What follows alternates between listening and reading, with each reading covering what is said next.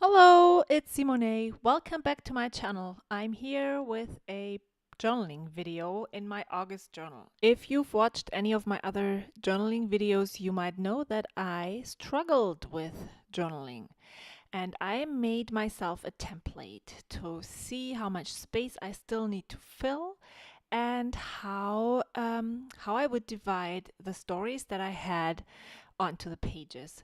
That helped a lot.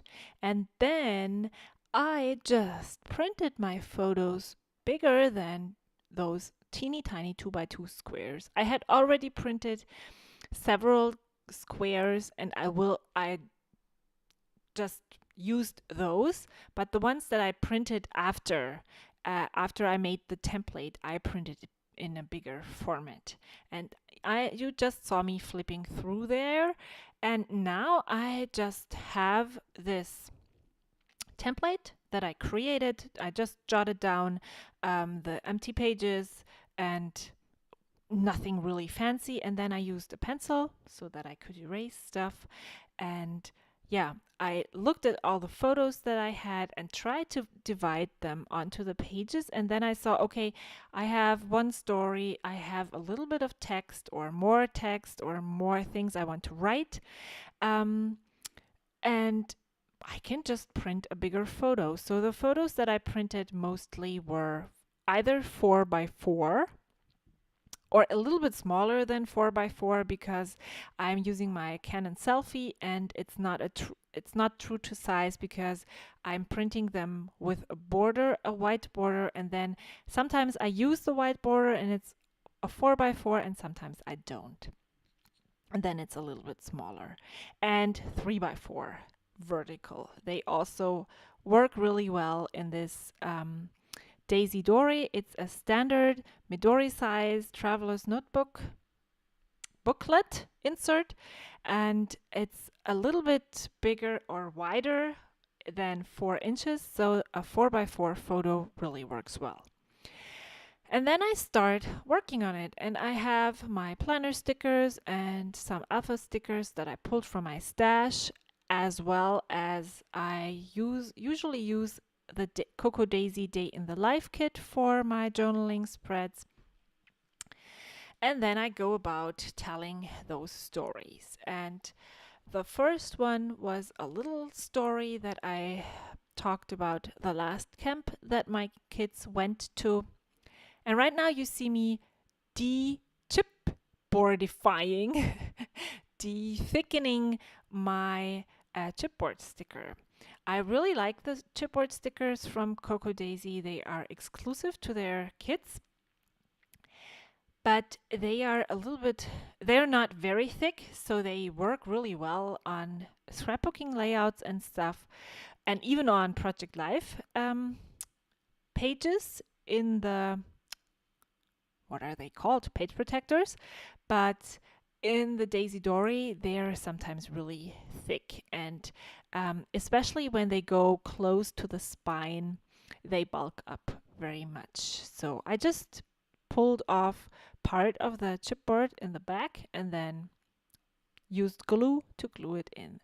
And I'm journaling chronologically, so we are in the beginning of August. I just started with this part of the journal because I dreaded it so much, but now I feel like I could do this all day. It's so easy. Just stick it down and write about it. So this helped a lot. If you struggle or if there's something really not going well right now, maybe consider making a template and planning it all out. It took me about 20 minutes to do that, but then the rest really will flow much quicker and easier for you. So if you struggle, try planning it out. Planning helps. We are planner girls. I call myself a planner girl. I'm on a planner team, but the easiest solutions are really far away. So I had inserted this vellum piece of paper. It's also a Coco Daisy exclusive into my Daisy Dori. When I stitched the Daisy Dori, I just took the staples out and stitched it, and then took the chance to insert this vellum, and I also have a transparency inserted. And then I realized when I started working on the front of this that I would be able to see through. So I decided to work on the back first because I knew that the photo was bigger and it was oh yeah. Now I placed it crooked, and I think it's still crooked, and I had a really hard time to take it off.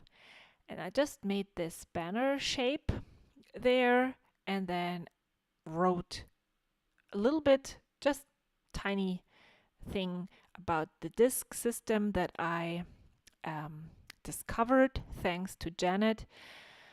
Um, and yeah, bought the discs, and happily ever after for my projects journal and my design team journal. So I thought I was going to back that journaling card with this packaging, but then I realized, no, you can see through. And I put it away. And I just put down the journaling card because you could see through, and the back side of that pattern paper that I used was blue, so it worked really well. You couldn't see very much, but enough to have a little bit of interest there.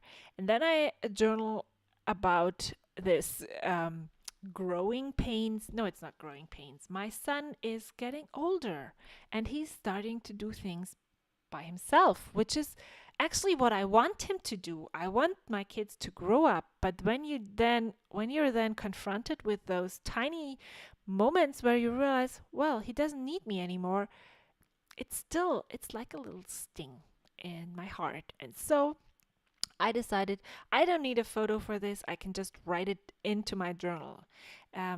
This is what I wanted to journal about, what I wanted to use a journal for from the beginning. So maybe for 2018, I will find another new way of doing this. I'm not saying that I don't like this. I just think it's time for me to move on to something else, probably to keep it interesting. I really like trying new things, and yeah, keeping me occupied and interested for a whole year is very challenging. So I'm really happy that I've gotten this far and that I'm already working in my September journal. So the last part of this journaling video is writing about this baseball game where you actually can't really see anything of the field, or it's just the atmosphere that the photo conveys. That is what I try to capture here. So I'm not really concerned about it being too dark or placing anything on top of the photo. But I'm thinking about a good way to place the photo on the page, and I really like it better in the top um, because probably, I don't know, I can't tell you why I chose the top. Probably because it would have been too heavy in the bottom because of the darkness of the photo. And yeah, so I can add the title, which is baseball, and then I have enough space to journal, and it just flows better with the photo on top. So I'm adding my letter stickers, and I ripped, no, not here. I think I continued journaling without filming, and there I ripped a letter. Those vellum alphabet stickers are really very fragile, and they stick to my wax paper really well, so it's really hard to take them off. And then I finished the title, which is baseball.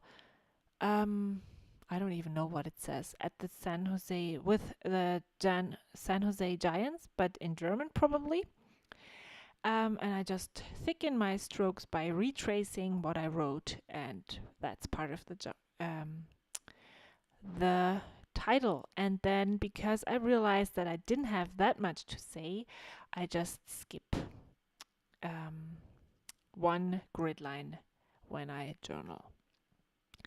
And so I'm able to fill this without writing too much about it and giving this page an overall cohesive look.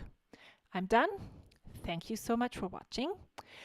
There are a couple of more journaling videos on screen right now if you want to keep watching, and don't forget to subscribe to my channel if you haven't already. Tell me how you keep your year-long project interesting and fun in the comments below, and I will catch you next time. Bye!